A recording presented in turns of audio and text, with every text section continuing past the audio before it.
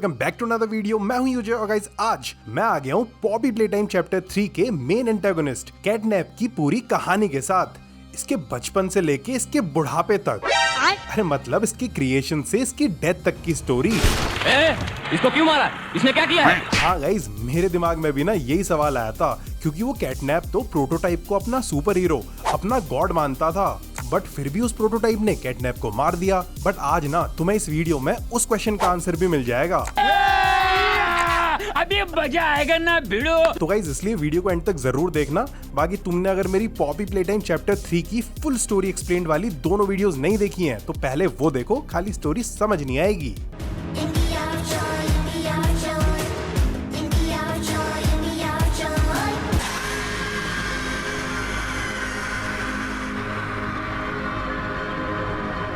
तो गाइस बाहर से प्यारी अंदर से हरामी प्लेटाइम को में चल रहे बिगर बॉडीज इनिशिएटिव के बारे में तो तुम्हें पता ही होगा। एक बिगर बॉडीज इनिशिएटिव एक जुझारूपंथी थी जो doctor Harley Sawyer, also known as the doctor, के दिमाग की उपज थी। My name is Harley Sawyer. I'm called the Doctor. ये वही डॉक्टर था जो इस फैक्ट्री में इंसानों को टॉयज बनाने वाले एक्सपेरिमेंट्स किया करता था। तो सीन ये हो रहा था ना गाइस कि 1980s के टाइम पे प्लेटाइम को के टॉयज की बिक्री कम होने लग गई थी, प्रॉफिट्स तो निकल ही नहीं रहे थे। कुछ टाइम में तो हालत ये होने वाली थी कि अगर एम्प्लॉय सैलरी मांगने आते ना तो कंपनी वाले कहते, बाबा इधर जहर खाने का पैसा नहीं है, तू जा। ऊपर से गाइस जो कंपनी के लोअर लेवल वाले एम्प्लॉइज, मतलब वो लोग जो इस कंपनी में नॉर्मल जॉब्स किया करते थे, उनमें से किसी को कभी कभार कंपनी के सीक्रेट एक्सपेरिमेंट्स के बारे में पता चल जा रहा था। सो इन सब दिक्कतों को निपटाने के लिए डॉक्टर हार्ली सॉयर ने बिगर बॉडीज इनिशिएटिव का आइडिया दिया। प्लान ये था कि उन अनाथ बच्चों या दूसरे इंसानों को एक्सपेरिमेंट्स करके बड़े साइज के टॉयज में कन्वर्ट कर दिया जाए, फिर इन बड़े टॉयज को कंपनी में अलग अलग ड्यूटीज दे दी जाएं। तो इससे ना ज्यादा इंसानों को कंपनी में एज एन एम्प्लॉय भी नहीं रखना पड़ेगा और इवेंचुअली पैसे से लेकर कंपनी के सीक्रेट्स दोनों सेफ रहेंगे। मस्त प्लान है। हाँ गाइज, कंपनी के सीनियर ऑफिशियल्स ने भी यही कहा और बिगर बॉडीज इनिशिएटिव को स्टार्ट कर दिया गया। शुरू के कुछ एक्सपेरिमेंट शायद फेल रहे, बट देन एक्सपेरिमेंट सक्सेसफुल होने लगे। फॉर एग्जांपल एक्सपेरिमेंट 1006 हगी वगी, जिसे फैक्ट्री का चौकीदार बना दिया गया और उसकी ड्यूटी होती थी कि रात को 8 बजे के बाद कोई फैक्ट्री के एंट्रेंस से अंदर ना घुस पाए, वरना एक्सपेरिमेंट 1222 मॉमी लॉन्ग लेग्स, जिसको बनाया गया था गेम स्टेशन का इंचार्ज, और वो ना उधर बच्चों को अलग अलग गेम्स खिलवाने के लिए ले जाती थी। फिर बाद में उन्हीं गेम्स में परफॉर्मेंसेस के बेसिस पे साइंटिस्ट्स बिगर बॉडीज इनिशिएटिव के लिए नए बच्चों की छटाई करते थे। बॉक्सी बू शायद से एक्सपेरिमेंट नंबर 1160, इसका काम होता था उन छुटके मुटके एम्प्लॉइज को निपटाने का जिन्हें कंपनी के सीक्रेट एक्सपेरिमेंट्स के बारे में पता चल चुका होता था। बेसिकली बॉक्सी बू ना सुपारी लेके किलिंग किया करता था। Hey, Supari, my born killer. How do you come, man? ना इसके बाद ना कंपनी वालों को प्ले केयर के होम स्वीट होम में उन अनाथ बच्चों को संभालने के लिए एक ऐसे टॉय की जरूरत थी जो रात में उनको सुला दे, ये मेक श्योर करे कि कोई बच्चा रात को उधर से गायब ना हो जाए। बाकी जब किसी बच्चे को फर्दर बिगर बॉडीज इनिशिएटिव वाले एक्सपेरिमेंट्स के लिए सेलेक्ट किया जाए तो वो ना रात को उस बच्चे को साइंटिस्ट्स के पास ले जाए। अब काफी माथापच्ची करने के बाद ये डिसाइड किया गया कि इस काम के लिए बनाया जाएगा एक्सपेरिमेंट 1188 यानी कैटनैप को। नाउ ये कैटनैप ना प्लेटाइम को के नए कलरफुल एनिमल वाले 8 टॉयज में से एक था जिन्हें कहा जाता था स्माइलिंग क्रिटर्स, और इन स्माइलिंग क्रिटर्स का एक कार्टून भी आता था टीवी पे। भागी इनके प्लश टॉयज भी मार्केट में बढ़िया से बिका करते थे। अब गाइस यार, इन स्माइलिंग क्रिटर्स के ऊपर मैं एक डेडिकेटेड वीडियो इस चैनल पे बहुत ही जल्दी लेके आ जाऊंगा, सो चैनल को सब्सक्राइब करके बेल आइकन दबा दो, वरना वीडियो मिस हो जाएगी। नाउ वो शैतानी साइंटिस्ट्स डिसाइड कर चुके होते हैं कि एक बड़े साइज का कैटनैप बनाया जाएगा जिसके खूंखार पंजे होंगे और वो मुंह से ना रेड स्मोक छोड़ेगा जिसे सूंघ के बच्चे बेहोश हो जाएंगे, सो जाएंगे। बाकी पहले सोचा जा रहा था कि इसके पंजों को इलास्टिक प्लास्टिक से बनाया जाएगा, वही मटेरियल जिससे मॉमी लॉन्ग लेग्स को बनाया गया था। बट देन दे डिसाइडेड कि नहीं, उन पंजों को स्टेनलेस स्टील से बनाया जाएगा, उसी स्टील से जिससे जेठालाल के दांत बने हुए थे। देखा लोखंडी दांत। A few moments later. By the way guys, ये कंपनी वाले इतनी मेहनत अच्छे टॉयज बनाने में, मार्केटिंग में, इन चीजों में लगाते ना, तो इनके प्रॉफिट्स कम नहीं होते, अच्छा खासा कमाते।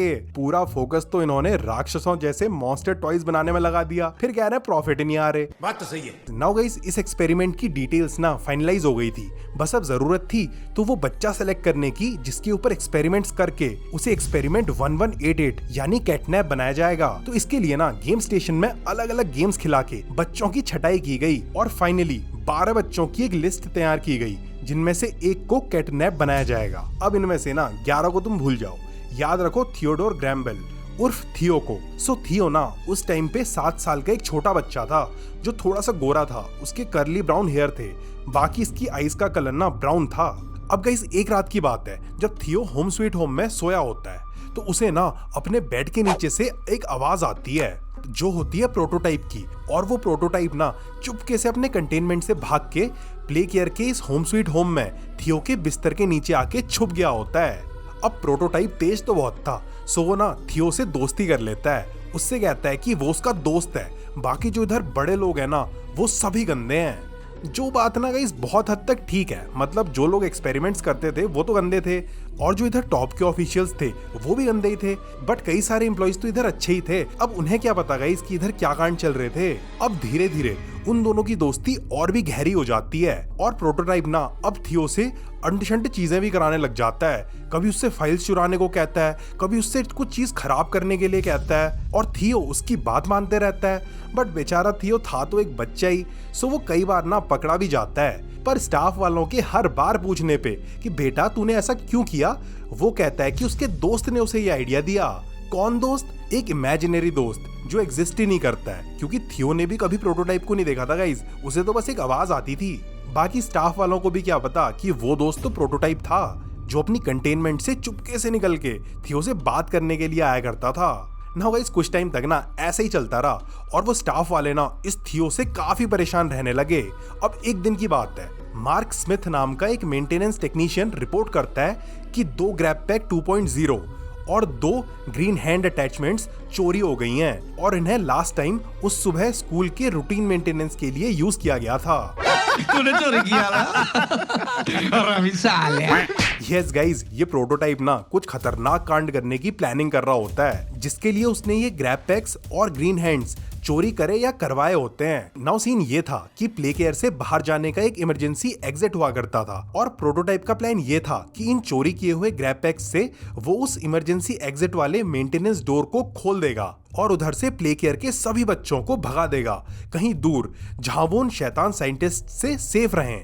देवा देवा देवा, मैं तो तेरे को हरामी समझता था, तो राम निकला। गाइस यार, अभी का तो कुछ नहीं कह सकते, अभी तो ये प्रोटोटाइप हरामी ही लग रहा है, बट उस टाइम पे ना शायद से ये प्रोटोटाइप उन बच्चों के लिए बहुत बुरा फील कर रहा था, मतलब जो बच्चों के ऊपर इस कंपनी में दर्दनाक एक्सपेरिमेंट्स हो रहे थे ना उनकी वजह से, और हो सकता है कि उसका प्लान उन बच्चों को इधर से भगाने का था। नाउ उस इमरजेंसी एग्जिट वाले मेंटेनेंस डोर को खोलने के लिए एक साथ 2 ग्रैब पैक्स की जरूरत थी। सो प्लान था कि एक ग्रैब पैक थियो यूज करेगा और दूसरा प्रोटोटाइप। बट गाइज, थियो तो एक 7 साल का बच्चा था, उस बेचारे को क्या पता कि इस ग्रैब पैक हैंड को कैसे यूज करना है। सो जब वो बेचारा प्रोटोटाइप के साथ ग्रैब पैक को यूज करता है तो उसे जोरदार बिजली का झटका लग जाता है, इतने जोर का कि उसके दिल की धड़कन रुक जाती है। गाइज, अगर अभी इस थियो को टाइम से मेडिकल अटेंशन नहीं मिली ना तो ये गया भाई। अब इधर पे ध्यान देने की बात है कि दरवाजा तो खुल गया था, सो प्रोटोटाइप चाहता तो वो थियो को वहीं छोड़ के भाग जाता, बट वो ऐसा नहीं करता है। वो थियो को उठाता है और डॉक्टर थॉमस क्लार्क के ऑफिस के बाहर पहुंचा देता है। वैसे डॉक्टर थॉमस क्लार्क इधर प्ले केयर में पीडियाट्रिशियन होते हैं, मतलब बच्चों के डॉक्टर होते हैं। वही डॉक्टर थॉमस क्लार्क यार जिन्हें बाद में एक्सपेरिमेंट करके एक टॉय में कन्वर्ट कर दिया जाता है। अब किस टॉय में, तो यार ये मैंने तुम्हें पहले बताया है। तो चलो आज का सवाल यही हुआ, डॉक्टर थॉमस क्लार्क को एक्सपेरिमेंट करके किस टॉय में कन्वर्ट कर दिया गया था? A Brown the dinosaur, B Boxy Boo, या फिर सी हगी वगी? सही आंसर कर दो कमेंट, क्योंकि एक रैंडम सही आंसर वाले कमेंट को पिन किया जाएगा। अब गाइज इसके बाद थियो का इलाज होता है। वो कुछ हद तक रिकवर कर चुका होता है तो उसे ना वापस होम स्वीट होम में भेज दिया जाता है। अब बेचारे की हालत ना अभी भी खस्ता ही चल रही होती है, बट प्रोटोटाइप ना उससे अभी भी अनशन चीजें करवाने में रहता है, क्योंकि प्रोटोटाइप जल्द से जल्द इस फैक्ट्री से बच्चों को भगाना चाहता था, उनकी जान बचाना चाहता था। बट गाइज थियो फिर से पकड़ा जाता है और अब ना उसकी इन हरकतों का प्लेटाइम को के टॉप ऑफिशियल्स को भी पता चल गया होता है। सो दे डिसाइड कि 12 की लिस्ट गई भाड़ में, थियो को पकड़ो और फटाफट इस पे एक्सपेरिमेंट करके इस परेशानी को खत्म करो। एंड आफ्टर दिस एक्सपेरिमेंट करके थियो को एक्सपेरिमेंट 1188 यानी कैटनैप बना दिया जाता है। नाउ गाइस इस एक्सपेरिमेंट के 2 महीने बाद कैटनैप को प्ले केयर में इंट्रोड्यूस किया जाता है, जिधर शुरू में तो काफी बच्चे इससे बहुत ज्यादा डरने लगते हैं, रोने लगते हैं, बट देन धीरे धीरे वो इसे अच्छा मानने लगते हैं, क्योंकि उन बच्चों के लिए तो ये प्यारा सा थोड़ा शर्मीला सा ही होता है। बट गाइज इस कैटनैप के दिमाग के किसी कोने में ना अभी भी थियो की पुरानी मेमोरीज थी, प्रोटोटाइप से दोस्ती वाली मेमोरीज जो उसे कभी कभी इन्फ्लुएंस कर जाती थी। हेड ऑफ इनोवेशन लीथपेयर तो ये भी बताता है कि जब कैटनैप और प्रोटोटाइप को एक ही रूम में रखा जाता था तो कैटनैप एक पपी की तरह उस प्रोटोटाइप के पीछे पीछे घूमता रहता था, जैसे वो उसका पालतू डॉगी हो। बाकी लीथपेयर को ये डर भी था कि कैटनैप अभी तो उन साइंटिस्ट्स की बात मान रहा है, बट आगे चलकर अगर प्रोटोटाइप ने उसे कुछ काम करने के लिए कहा तो वो बेझिझक होकर उसके ऑर्डर्स फॉलो करेगा। अब अगर तुम्हें ये वाली VHS टेप याद है जो हमें प्ले केयर के नीचे मिलती है, तो ये इस प्लेटाइम को के शैतानी साइंटिस्ट और कैटनैप के बीच की कॉन्वर्सेशन होती है। और इस टाइम पे ना थियोडोर को कैटनैप बने हुए 4 साल हो चुके थे। तो इसमें ना कैटनैप कहता है कि the prototype will save us, मतलब प्रोटोटाइप हमें बचाएगा, जिसमें हमें का मतलब है कैटनैप को और प्ले केयर में कैद बाकी सभी बच्चों को। अब गाइज आगे चलकर यही होता है, द आर ऑफ जॉय वाला कांड हो जाता है, जिसमें प्रोटोटाइप के इन्फ्लुएंस में आके हगी वगी, मॉमी लॉन्ग लेग्स, छुटके साइज के स्माइलिंग क्रिएटर्स, मिस डिलाइट और उसकी सिस्टर्स, किसी मिसी, बॉक्सी बू, कैटनैप और बाकी सारे जिंदा टॉयज प्लेटाइम को में काम करने वाले एक एक एम्प्लॉय को चुन चुन के मार देते हैं। फिर उन सब की लाशों को वो फैक्ट्री की गहराइयों में ऐसी जगहों में छुपा देते हैं जहां उन्हें कोई देख ना पाए।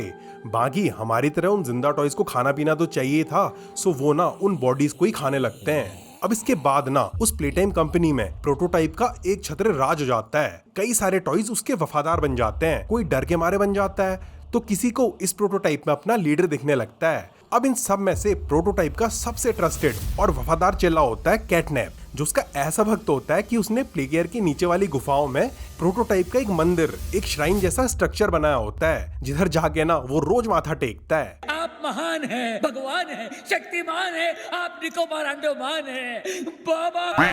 बाकी गाइज कैटनैप हर उस टॉय को मार देता है जो प्रोटोटाइप के खिलाफ जाता है या उसकी बात नहीं मानता है। फिर दूसरे टॉयज में खौफ बढ़ाने के लिए वो उस टॉय की लाश को अपने उस श्राइन जैसे स्ट्रक्चर में लटका देता है। नाउ गाइस आर ऑफ जॉय वाले इस कांड के बाद अब इस प्रोटोटाइप का ना इससे भी एक बड़ा प्लान होता है। अब एग्जैक्टली वो प्लान क्या था हमको नहीं पता।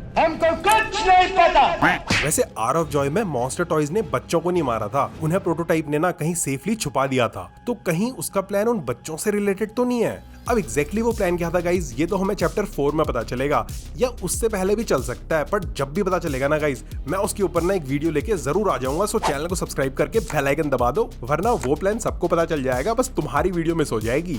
नाउ गाइज जैसा कि आई टोल्ड यू, कुछ टॉयज प्रोटोटाइप के इस आर ऑफ जॉय वाले कांड से और आगे के प्लान के खिलाफ थे, और इन टॉयज में सबसे प्रोमिनेंट था डॉग डे, जो बाकियों को भी समझा रहा था कि प्रोटोटाइप गलत कर रहा है और हमें ना इधर से भाग जाना चाहिए। लेकिन गाइस प्रोटोटाइप और कैटनैप को डॉग डे की इन हरकतों के बारे में पता चल गया, और फिर उसे सबक सिखाने के लिए उन्होंने उसे बहुत मारा, कुछ मुंह में घुसेड़ा, उसके बाद गले को उधेड़ के नाक से बाहर निकाला। गाइस बीच से फाड़ के प्ले हाउस वाली जेल में लटका दिया उसे। बेचारा डॉग डे जो एक जमाने में हाथ ऊपर फैला के हंसता उछलता था, वो अब आधा कटा हुआ, बीच से फटा हुआ, दर्द में हाथ फैला के लटका हुआ था। और जो टॉयज इस डॉग डे के साथ थे, जैसे स्माइलिंग क्रिएटर्स के बचे हुए 6 मेंबर्स, उन सबको कैटनैप ने जान से मार दिया। 10 years later.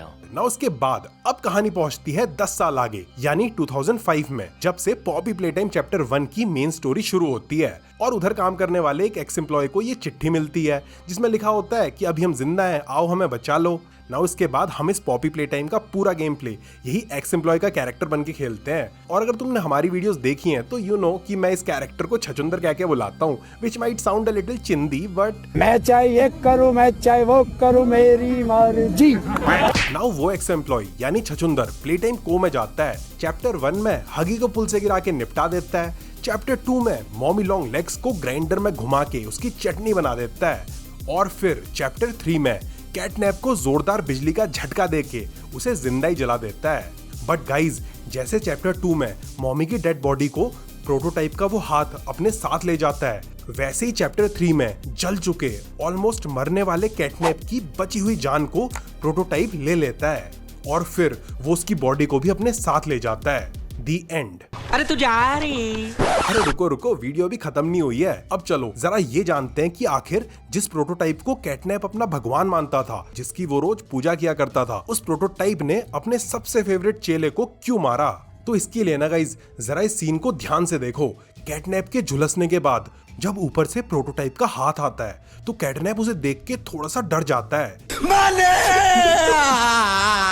फिर प्रोटोटाइप अपना हाथ ऊपर को कर लेता है, जैसे वो कह रहा हो कि आजा बेटा आजा। शायद से वो कैटनैप से उसकी बॉडी मांग रहा था। फिर कैटनैप हाथ फैला के बैठ जाता है। Yes sir. शायद से ना गाइस अब कैटनैप को भी समझ आ गया था कि वैसे भी अब उसकी बॉडी डैमेज ही हो गई है। एक मिशन दिया था उसे छछुंदर यानी उस एक्स एम्प्लॉय को रोकने का, वो उसने फेल कर दिया।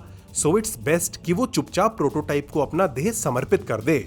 नाउ गाइस ये सब देख के आई थिंक कि ये जो प्रोटोटाइप है ना, वो अपना सीक्रेट प्लान सक्सेसफुल करने के लिए एक बॉडी बना रहा है, अपनी खुद की बॉडी, जिसके लिए वो तगड़े तगड़े टॉयज के बॉडी पार्ट्स को कलेक्ट कर रहा है। वैसे भी तो वो प्ले केयर के नीचे लेबोरेटरी में ही रहता है। नाउ मोस्ट प्रोबेबली गाइज वो कैटनैप की बॉडी को भी अपना ही हिस्सा बना लेगा। भाई कैटनैप के पास तगड़े तगड़े पंजे से लेके उस रेड स्मोक को छोड़ने वाला मुंह भी था। सो मे बी प्रोटोटाइप इसे खुद में फिट करके रेड स्मोक छोड़ेगा और जो भी उससे लड़ रहा होगा ना, उसे हेलुसिनेशंस होने लगेंगे, ज्यादा डर लगेगा और प्रोटोटाइप उसे मार देगा। जैसे लास्ट के टाइम पे जब कैटनैप हम पे अटैक करता है तो वो पहले रेड गैस छोड़ता है और फिर वो हमें और भी ज्यादा डरावना लगने लगता है। बाकी यार एक और चीज देखो, ये थोड़ी सी ना सिंबॉलिक है। जब पिछले बार थियो को बिजली का झटका लगा था, वो मरने वाला था, तो प्रोटोटाइप ने उसकी जान बचाई, बट इवेंचुअली उसी वजह से थियो को एक दर्दनाक एक्सपेरिमेंट करके कैटनैप में कन्वर्ट कर दिया गया था।